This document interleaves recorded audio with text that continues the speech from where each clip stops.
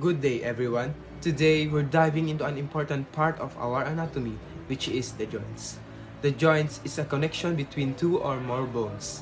It allows us to move and providing essential supports to our body. These joints plays in a vital role in our skeletal system. In this presentation, we will explore the types of freely movable joints and their functions.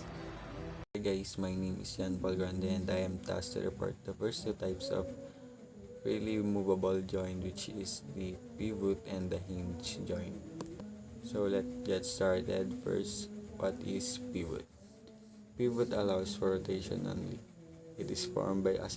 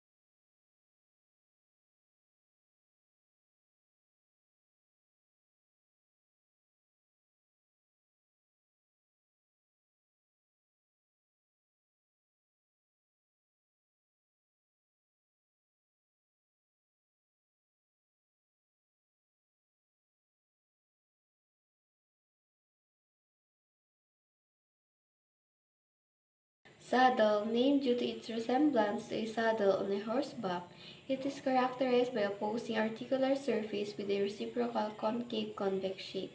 So, saddle or also known as sellar joint. Kaya daw siya tinawag na saddle kasi it represents the back of the horse, yung pinag-uupuan ng mga tao sa likod ng horse.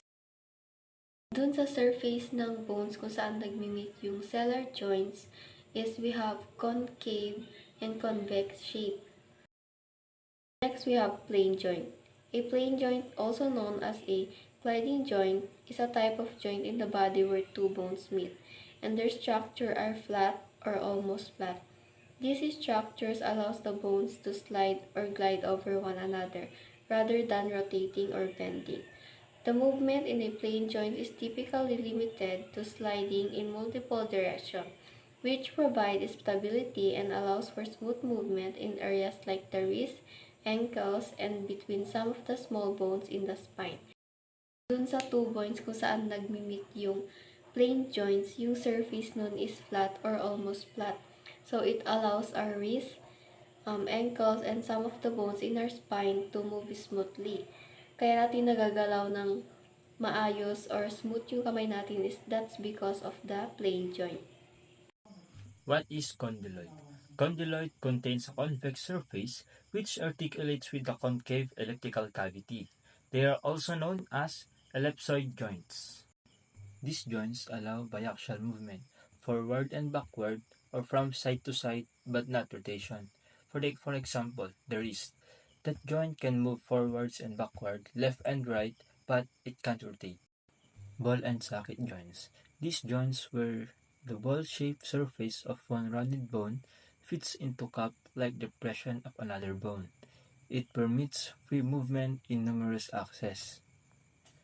These joints also which a ball moves within a socket so as to allow rotary motion in every direction within certain limits.